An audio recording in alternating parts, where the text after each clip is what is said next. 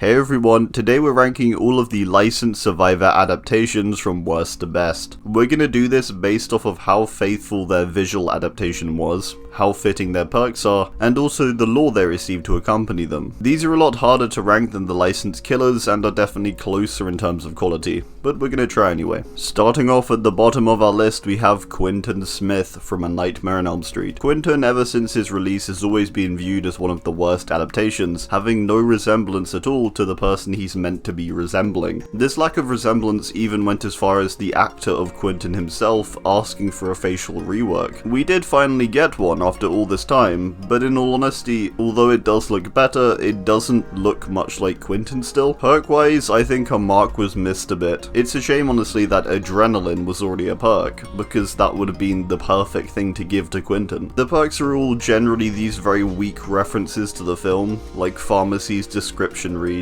"You have a knack for finding medicine." I don't know, there's something that just feels so careless about a lot of the things that went into Quinton and his design, and it's a shame honestly. The upside to all this is that his lore is actually quite well done and definitely does provide more than many of the other licensed survivors, which is nice. Still not amazing, but it's something a little more substantial. Next up we have Nancy Wheeler, and this is primarily because I think Nancy's visuals are just a bit off, and her perks are somewhat fitting but a little vague in areas in terms of connections to her personality and backstory. Both of her perks, Better Together and Fixated, feel very generic to me, and they didn't feel like Nancy perks, just perks that she has. Inner Strength is the most well done, citing the fact that Nancy is inward looking when she feels lost and alone. She's a strong person within, but sometimes doesn't have that outright confidence. So yeah, for the other two perks, I just don't think they really contribute anything to the overall and her character. Her lore is average, very short, but does at least have a connection to how she gets taken by the entity. Leon S. Kennedy is kinda low, but again, it's for a similar reason of having perks that I don't feel quite represent him as a character too well, and they feel quite generic. Perks like Flashbang are quite literally non-specific to him really, and more of a general reference to a common item from the Resident Evil games. Rookie Spirit's description reads, "You keep a careful eye on objectives when they are slipping away." Again, this feels quite generic,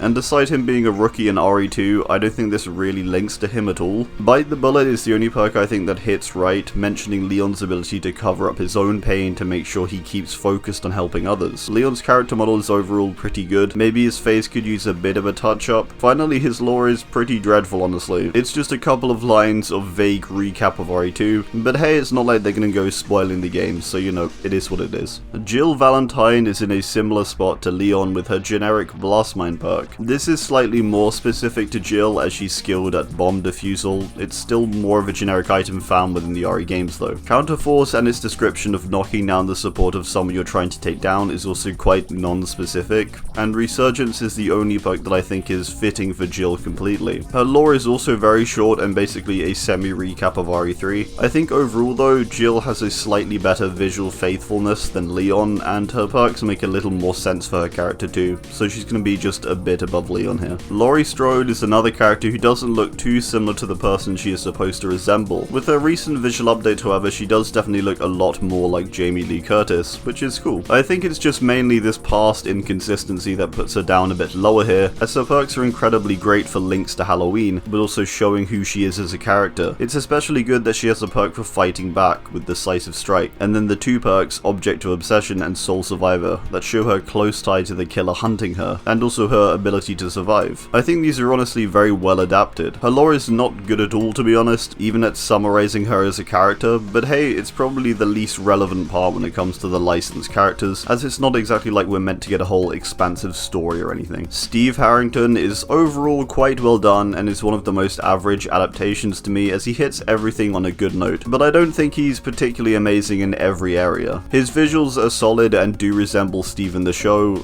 enough. All of his perks are aptly named and relay his character well, but their descriptions or effects all kind of reinforce a similar teamwork idea, which strays into some of the more generic parts of these perks, a bit like Nancy's. Steve's are definitely better and more fitting on the whole though, and again much better names. Second Wind reflecting his many comebacks in the show from injury, and his shift into being a generally better person. Babysitter is his role in the show as the kid's protector and mentor to a degree, further emphasizing his selflessness despite his appearance appearing selfishness. Then camaraderie is kinda generic. His lore is a bit boring, but it does at least give some mention of the fog coming to take him, including a small link to Nancy's lore also, which is cool as he searches for her in Hawkins' lab. Cheryl Mason's up next. I think her visual recreation is spot on and potentially one of the best in the game. The perks she has are also quite fitting, with use of the seal of Metatron and its imagery, and use to protect her with Soul Guard. Then the clear inner power she has, represented by the perk Repressed Alliance, which you know is quite fitting for her as a literal godslayer and as a character in general who has interacted quite a bit with the supernatural. Blood Pact is the closest to being more generic, I think, but it still works. Cheryl's lore is also quite good, with some freedom it seems from the license holders, allowing a more connected story to Dead by Daylight and her inclusion in the realm. It seems there may have been some degree of entity manipulation involved, if I'm interpreting it correctly, which definitely makes the character seem much more involved in Dead by Daylight as a universe. Let's talk about David Tapp next, and his honestly pretty great overall adaptation. His visuals and general faithfulness to Danny Glover and Tapp in Saw is okay. The main good part about Tapp is the really great tie-ins with his perks. Tenacity, Detective's Hunch, and Stakeout are all well-named perks and all do things that are great for representing Tapp as a character and his experiences. His lore is actually quite good too, starting off as more of a recap but quickly shifting into something relatively insightful as it recounts the moments prior to his death in Saw, awaking in the entity's realm with a cleared mind and feeling of purpose. I actually like it a lot, especially as we know the way he was feeling prior to his death and the surrounding events that occurred in Saw. Tapp is great in terms of adaptation in almost every way, especially as there's not an abundance to go off of being just based off of Saw. Behavior did a great job with his adaptation for sure. Ash Williams is in our second position, and I think really earns it with all the cool little features that he has. First off, it's awesome that Bruce Campbell actually voices him and says a bunch of voice lines for when he's in the lobby. It definitely brings the character to life. His visuals are also pretty spot on and generally pretty solid, with a good inclusion of different cosmetics that show off his character. Ash also has a great little bit of lore, where we seemingly get a small peek into what is going on after the events of the actual show during the apocalypse. I honestly think it was well done. It seemed like they really understood the tone of the character when they adapted him. It does make sense for this character to be adapted well, as he did have to support a whole paragraph alone, which as a survivor is quite a tough thing to do, as they're all just basically skins. All the perks are named well and are nice references. My only issue is their effects are only loosely tied to Ash as a character, but that's probably my main criticism. Bill Overbeck has to be the most faithful and best recreation of a character, and I think it's mainly because of how open the license holders have been, allowing Behavior to even add a whole tome entry for his character, which is pretty damn cool. I also like the small hint in the base lore that he did still make his big sacrifice and was taken after he saved his friends in Left 4 Dead. His visuals are pretty much identical to his appearance in Left 4 Dead, in fact they're probably better. His perks of Left Behind, Borrowed Time, and Unbreakable are all perfect for his character, and I think are all great for representing him and his stubbornness and refusal to be beaten down. Yep, they did everything right when it comes to Bill in my eyes. Alright, well, that's gonna do it. I do hope you enjoyed, and please do drop your own thoughts